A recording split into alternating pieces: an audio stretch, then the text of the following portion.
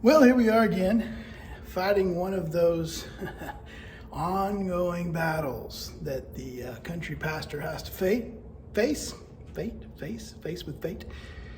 And that is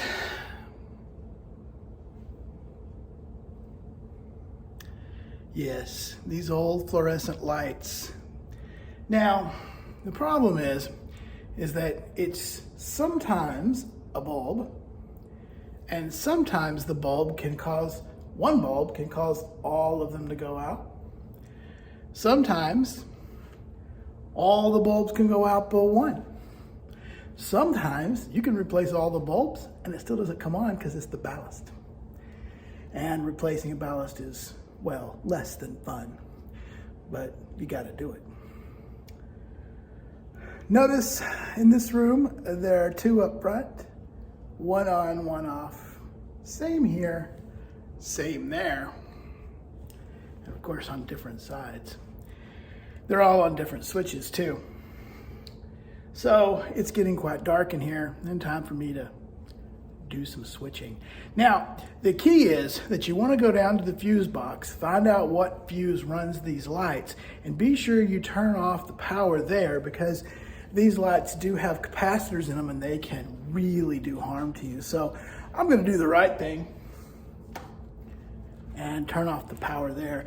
That is only an interrupt. So if you do have to replace this ballast, there's a capacitor in there. And even if you have the power off at the breaker, that thing can still make you pee your pants when you touch it wrong. So don't do that, all right? Now, the other thing is, if you do have to get into the ballast, you're going to have to get into some wiring, and this won't work because it's only interrupting. And it could interrupt the power, but it also could interrupt the ground or the return. So you want to go down there and find that breaker if you have to get into the ballast. We'll see which one it is. Wait, let's try this first. Let's just try a little word of faith on it, okay? I speak light over you. You are lit. Yeah, false doctrine doesn't work even in these repairs. So let's just ask the Lord to bless our work and see if we can get it working.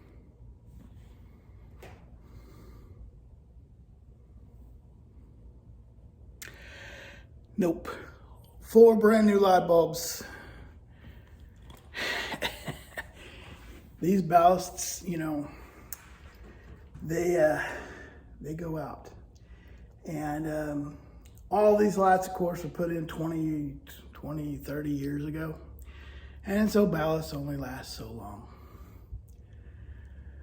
Well, when you're doing remodeling around the church, it always pays to save those ballasts because they're expensive.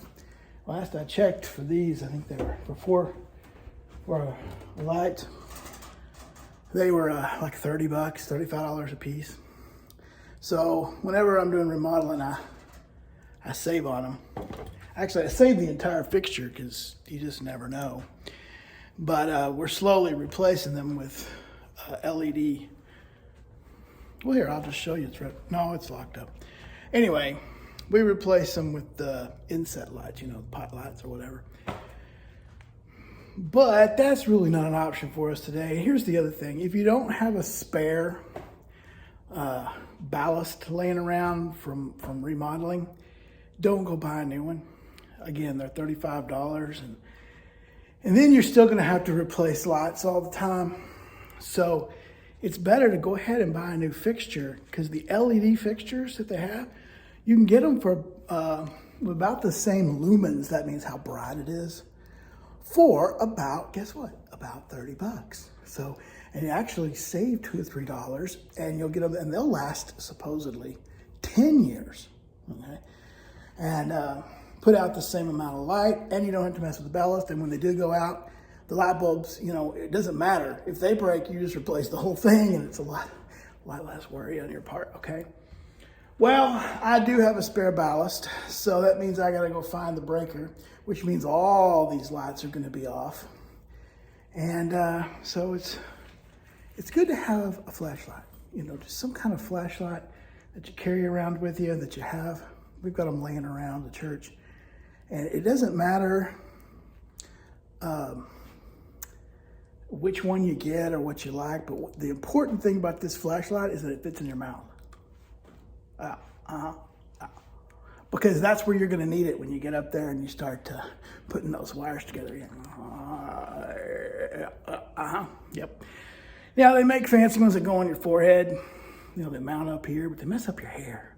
And they're hot, and you start to sweat, and they never point exactly where you want them. And you got to have a free hand. Oh, sorry for jerking. You got to have a free hand to get up there and kind of adjust it around. If you put this in your mouth, whoops, then you can adjust it around with the third hand that the Lord gave you of your neck. So, and you can even adjust it like that too. Get it right in the right spot so you don't have to, right? Okay. Well, this, as in most things around here, this little project just got more complicated. So, I'll check back with you in a minute. Now, before you turn the lights off, the breaker off for all the lights, do as much as you can with the light that you've got. So you want to take these bulbs, all 4 bulbs out, or sure enough, you'll break one of them. Then, these are pressed in right there. Now, this metal right here is sharper than you think it is. It will cut you. So be careful as you're handling this. Try to handle it by the gentle part. Yeah, I mean by the finished part, not the unfinished edge right there. Okay, so you're gonna squeeze this and it'll come apart like that. And you gotta do the same thing down there. I don't know if I can reach it from where I'm at. Oh, I gotta bend over here. Come on, squeeze it. Nope, I'm gonna have to move my ladder. Okay. And when you do, you wanna be sure that doesn't fall on your face and cut you, because this is sharp, okay? Okay, Here we go. There we go, all right. And there's always interesting, if you're a bug collector, there's always some interesting critters in here. So don't let them fall in your mouth like I did before. Okay, so put this down. I'll show you how this works here. So this is the ballast I was talking about right here, okay? And what you've got is let me just pull this out so you can kind of see. So you'll have 2 wires coming from, you'll have a black wire and a white wire. These are both white. Well, you know, just because people like to make things interesting, so they don't tape them off. But if you scratch them, you see that's the black wire, this is the white wire. Okie dokie. Then you've got the black and white wire coming from your ballast. So those match up perfectly there. Then this ballast is, as you can see, this ballast has already been replaced once. Yep, somebody's already been in here, so that's interesting. Must have been an old one, I hope. Anyway, so normally these are not already cut. They just go back here. So you have one side that is all tied together, as you can see. Okay, as the return. And then you've got the other side that has 2 blue for the right and 2 red for the left.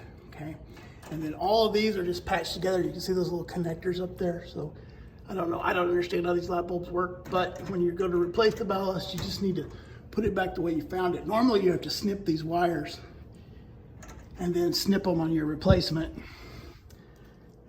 Now, the other part of this ballast situation is there's a screw back here at the back, but on the other end, there's no screw. It just kind of slides on. It'll just slide. So this whole thing will just slide off once you get that screw out. So what you want to do is make sure you've got all these disconnected first before you take that screw out, or you're going to run out of hands. Yeah. All right. Okay, just because I like exercise, I went ahead and went downstairs, turned the breaker off, took those off, capped them, went back downstairs, turned the breaker back on because I didn't have to hold my little flashlight to keep my mouth the whole time. So that's why I have light in here. So I was able to then snap all those off. Then go get the one off the salvaged one. Replaced it, so that's the old one. That's the salvaged one, which we hope is good. Now I just got to put all these wires back together, go downstairs, turn the breaker off, put those 2 wires back on, come back upstairs. Go back downstairs, turn the breaker back on, come back up here. It's good exercise, man. It's good exercise. I needed to work out today. And then turn the switch on, put the new lights in, put it all back together, see if it works. I wanted to go ahead and tell you about this right here. This, if you're a pastor is a pastor of a small church and he always has to do these little projects, you need to buy him one of these. And I'll tell you why. Because this is they come in all kinds of different flavors. I like this one because it's one-handed. Because you can just, doop, goes on my belt like that. I can take it off one-handed, get to it, and use it. But they come in all different kinds of flavors, but you really want to get your pastor one of these, because what you'll end up doing, just like I did right here, instead of going and getting a screwdriver, and I needed some pliers to bend these little doohickeys right here. I got everything I need right here. Now, it's twice as hard to do it with this as it is to go, get the proper tool. But it saves me a few steps, and it makes, for lazy people, this will make you work twice as hard. Because let me show you when the screwdriver comes out here. So, my screwdriver's out, so now I can't just turn it like a regular screwdriver. I gotta do this business here, and then take it off and put it back on it, take it off and put it back. Yeah, so definitely get one of these. He'll thank you and he'll hate you. Well, actually, it's one of those things you love and you hate, because there's 1,001 uses for it. And it's always right there on your belt. But there are some times in some projects, especially since I got 2 more to do, that I should take the time and go get my tools, go get a real screwdriver and a plier, at least. Anyway, so there you go. All I got left to do is, like I said, match up wires to wires, and then turn the breaker off, connect it, turn the breaker back on, and we're done. All right, so update, here we go. So got everything wired, all the wire nuts on and everything. This part right here will make you lose your whatever, okay? Your mind, your cool, your couth. But these little things just slide in, and there's nothing to hold them. They just slide in up there, like that. And so when you mess with these wires, which you have to do, not only to get the wire nuts on, but when we put this back up, all these wires have to tuck, inside of this little trough right here. And as you do that, all those little things will come out. And you'll go, yep, that's what you'll do. That's what you'll say. All right, especially if you're in a church. So there we go, all that's left to do. Now, you can, especially if you got 2 or 3 of these, you can go ahead and put the light bulbs back in without this trough and without all that tucking, because it is a pain.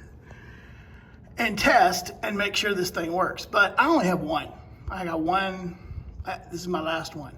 So I'm just going to go ahead and put it all back together, because if it doesn't work when I get it all back together, then I got to go buy one of those LED lights I was telling you about and replace on it with that. So might as well go all in. That's what I'm saying. And besides, I know for a fact, because I took it down, that was working when I took it down, so it should work now, so I'm good to go. All right. Well, okay. I got them all in. Got the breaker back on. Here we go. Let's see. Yay! Success. All right. I just have one more there and one more there. Let's hope it's not the ballast on those, because that was my last one. Well, this project is going to take a minute. Going to, as many of my projects do, require a trip to the old home Lowe's, the old House Depot, whatever you want to call it. I got to go to the store and get some of those LEDs that I was talking about. Now they're going to look completely different, and they're going to leave some space on the ceiling but there's nothing I can do about that because they're a lot smaller than these. So when I wire them in, the ceiling's gonna have to be painted. But if I change them as I go, instead of buying ballasts, then it'll be better for it. So I'll show you how that project works when I get back. I actually know that ballast is bad because I remember changing the bulbs in it a while back. That's why I brought that old one up here. So I need 2. All right, I'll be back. Day 2. So many of these simple projects go, hey, change the light bulbs up in the youth room. They get complicated. As you saw, so what did we leave off? With the ballasts were bad on these 2. So I went and bought these lights here. They're, I don't know what brand they are. Utilitech. I've used them before. They work good. So I'll get you a picture of them there. There you go. Main thing that I look for is this 4,000 lumens, because that's just how much light they put out. So I've got this one up. By the way, forgot to go down and turn off the breaker. So I installed it hot without knowing. Always a good practice. It increases your faith. Didn't realize it because I had the light actually had a switch on it right down there. And so didn't even know about it until I came to turn the switch on over here and realized the switch was on. So not only was it the breaker not off, but the switch was on. So, and I didn't know it. But I was careful because I always assume wires are hot and didn't knock me off my ladder. So thank you, Lord, for looking out after me. Well, got it installed. You can see it puts out a lot of light. The only thing is it doesn't throw light sideways.